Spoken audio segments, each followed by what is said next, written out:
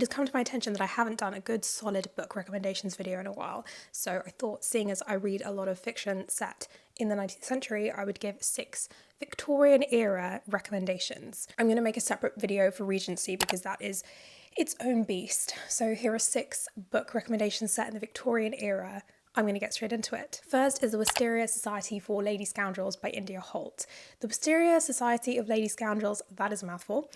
It's a society filled with pirates, thieves, and fiends. They pickpocket, burgle, blackmail, extort, and put hits on people, sometimes including each other. They also fly their houses all around the country. Cecilia Baithwaite is the main character, and she is looking to move from the junior tea table to be a fully fledged member of society. One day, she receives the validation that she is going up in the world. She finds herself face to face with an assassin because somebody has put a hit on her. And Ned Lightingbourne is employed to take her out. Though one of his jobs is as a hitman for hire, he also works for Captain Morvoth. He is a man who is obsessed with Branwell Bronte, so much so that he believes he wrote all of the Bronte sisters novels. Is very self-important. Anyway, back to Ned.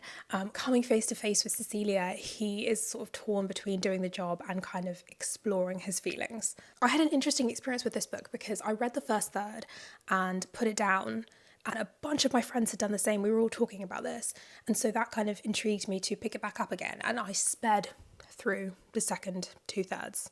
I probably read it in about 3 sittings. I just devoured it. This book has a very modern kind of humour and wit to it.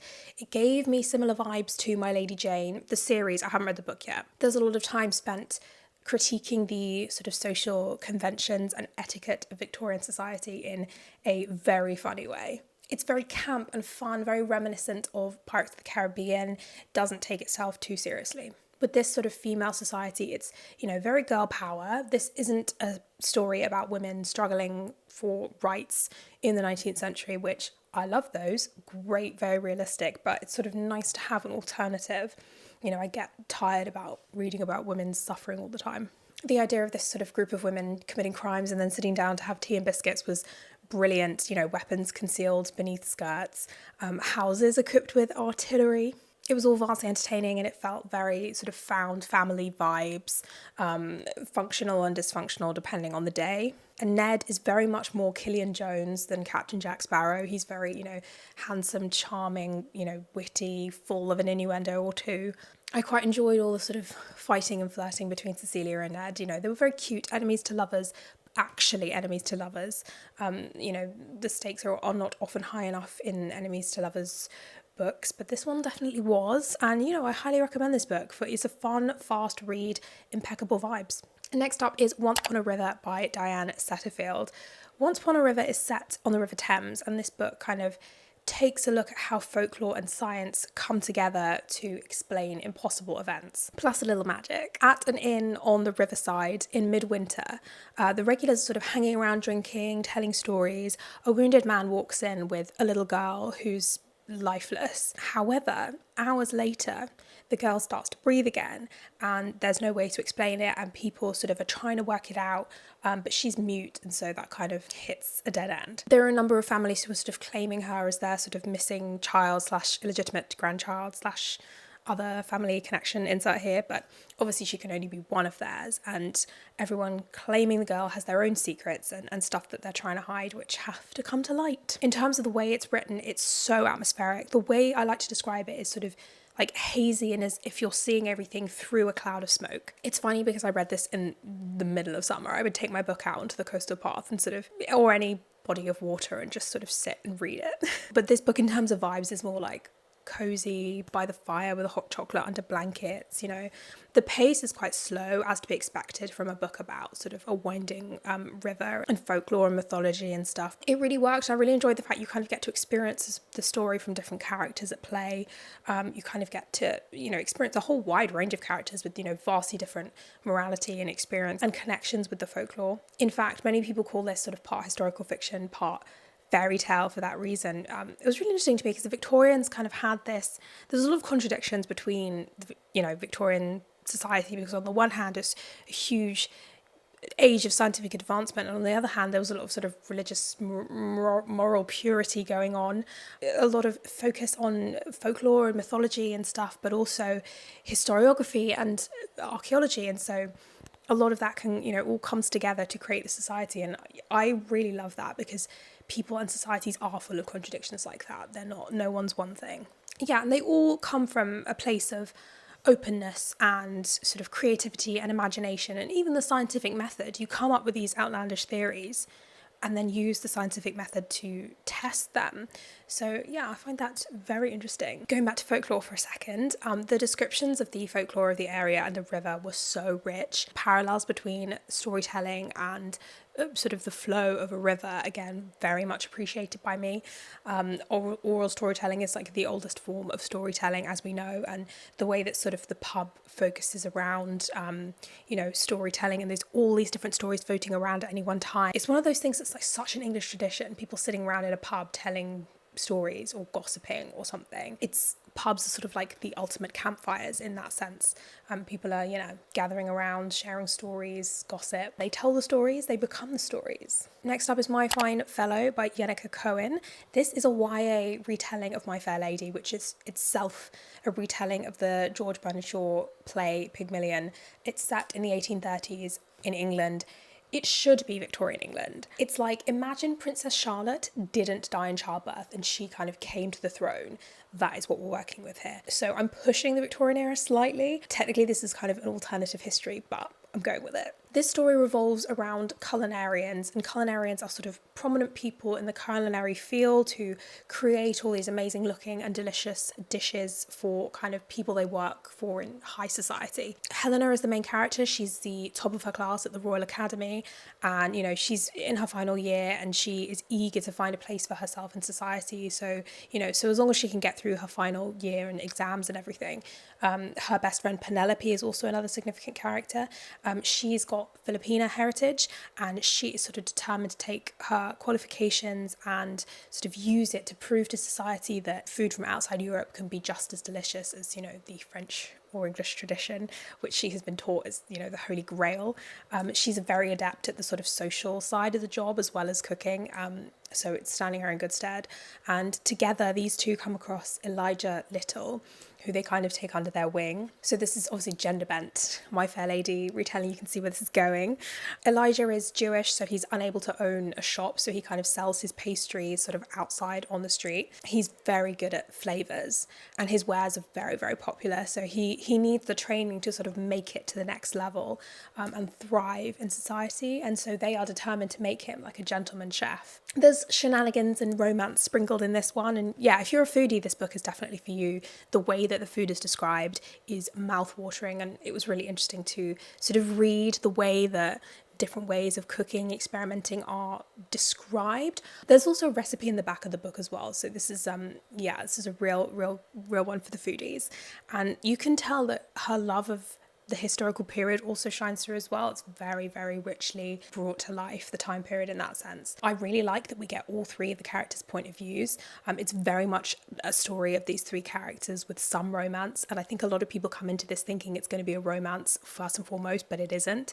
It's these guys and their journeys, and the romance is sprinkled in there. And the romance there is slow burn, obviously, so that is great. And I love the way that they handled Elijah and Penelope being minorities in this world. Their experience of racism and prejudices, even from those closest to them, was very well executed, and the exploration of the way that these conversations were being had in a 19th century setting was very interesting, even if it is alternative history. Next is The Queen of Fives by Alex Hay. We're sort of towards the end of the century now. This is set in 1898 in London. And the Queen of Fives, who is Queen LeBlanc, she holds court. She makes her living sort of running cons on people and, plays. To win the latest game, she must trick an eligible duke into marriage, steal his fortune in only 5 moves. Even for London's most talented con woman, this is going to be an almost impossible task, and so she has to infiltrate these sort of highest levels of high society. She's going into the social season. She enters as a jewel of the season using all of her little backdoor connections. And her target is the Kendall family. And in addition to Max the Duke, we've also got his sister Tor and then their stepmother. They all have secrets of their own, and sort of Quinn has to navigate all of their three secrets and games, because everybody is playing games and everybody is lying to each other. The plot was really fast moving and unpredictable. Alex Hay really had sight of all of his pieces on the board and used them to great effect. The timeline very much gave a sense of urgency and tension as I was going through the chapters, and the sense that this house and this queendom she's built for herself, basically empty. There's one servant in the whole thing. It's a far cry from the glory days. Every job is crucial, so the stakes were really high for Quinn. I enjoyed Quinn LeBlanc as a character. Look, I'll be honest, I was here for the plot mostly. I did find myself rooting for Quinn to succeed. A lot of it comes down to Alex Hay being a great writer as opposed to Quinn being a likeable character.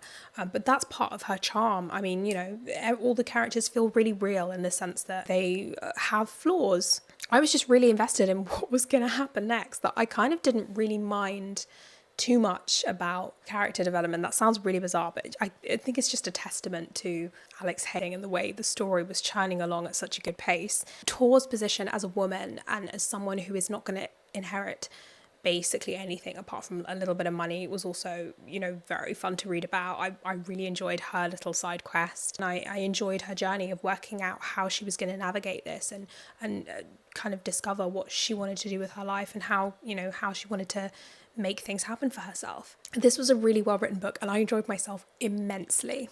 I'm twisting the Victorian label slightly here because this book is set in New York, but it is The Impossible Girl by Lydia Kang. Cora Lee is living in Manhattan in 1850 and she is of mixed heritage. She's the daughter of a wealthy socialite and her father was a nameless immigrant. We never know who he is. You think she kind of has one foot in both worlds. She kind of can navigate society. She goes to plays, being a woman of a certain class, not high society, but able to move around New York with ease, but also she kind of moves around the underbelly of the city as well.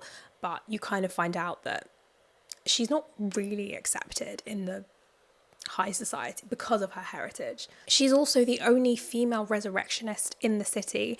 She is kind of interested in bodies with anomalies, which she then kind of sells on to people, either collectors who will taxidermy them and put them on display and charge people to come and see them. But Cora does have a motive for this. She was born with two hearts, and so she kind of does this to make money for herself, but also to find out whether she is on certain other gravediggers' radars and to kind of keep a lookout. The danger she's actually in stakes are very high. She's worried that people won't wait for her to die of natural causes. I rated this book 4.5 stars on Storygraph. I had a really great time. This ticked a lot of boxes for me personally. It was very well grounded in the period, which I love. I really enjoyed the concept and the way that it played out. Twists and turns kept me on my toes. There is a romance in there, and I have to say I really, really enjoyed it. There are quite a few books, I think, about grave robbing from different perspectives, but it was quite interesting to sort of get an insight into the art of dissection, because obviously dissection's been around since the 3rd century BC in Greece. It's been an important part of gaining medical knowledge in that way. But obviously it was in the 19th century that things really sort of exploded into medical students performing it themselves rather than sitting in a lecture hall and watching their lecturer do it. This was this huge tension between needing bodies for this, but also the kind of religious sense of Judgment Day, bodies need to be whole. So that's how a lot of people resorted to grave robbing. And this is how we meet the love interest for Cora, because he is a medical student. Something I enjoyed immensely is that she has lots of medical knowledge, and there is another character included who is a woman who was sort of one of the first doctors, I guess you could call them. They didn't really like to call women doctors at that point. She has training and she's trying to set up a practice for herself, but she is shunned. Basically, being the first of anything is incredibly difficult, and seeing how that struggle played out for her was really, really nice, really rewarding. I always love reading books with mixed protagonists because, I don't know, I see myself. Her identity is, what makes her her, but it's also what puts her in danger, because it's such an important description of, you know, the girl with two hearts. It's attached to that, so it also puts her in danger. So it's kind of difficult for her to embrace her mixed identity in that way. Fantastic. Yeah, this book has everything I want in historical fiction. It's interesting premise, main character that I love and root for, you know, romance sprinkled in. Perfect. My final recommendation is The Doll Factory by Elizabeth McNeill. This is set amongst the preparation for the Great Exhibition in Hyde Park. So we're in the 1850s, and we start this novel, which what seems like a meet cute. Iris is a beautiful model. She is an aspiring artist herself, and Silas is a curiosity collector with his own shop for sort of displaying all of his beautiful collections.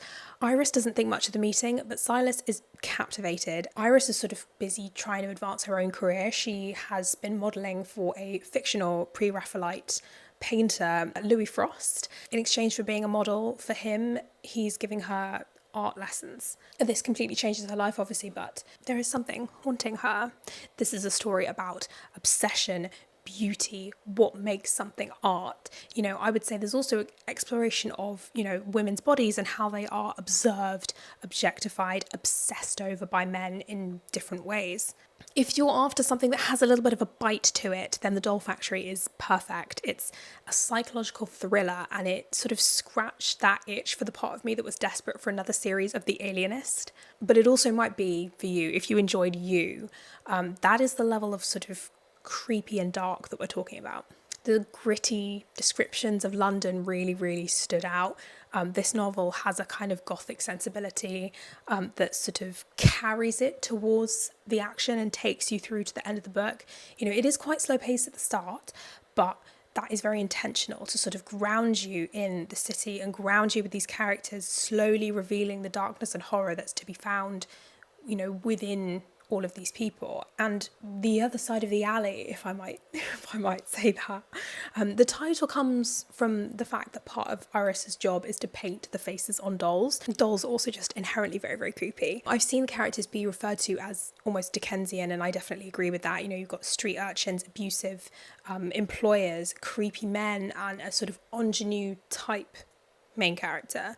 It was also very interesting to sort of get an insight into the Pre-Raphaelite world. That gallery in the Tate Britain is my absolute favourite, and this sort of creation of this fictional Pre-Raphaelite artist, you know, to be in the bulk of the story, I thought was a really good idea. Often when people include real people, it can be almost gimmicky in some way, and you kind of are working within the constraints of what is this person like that we know, what are they doing at this time. You kind of don't have that constraints if you go with a fictional character.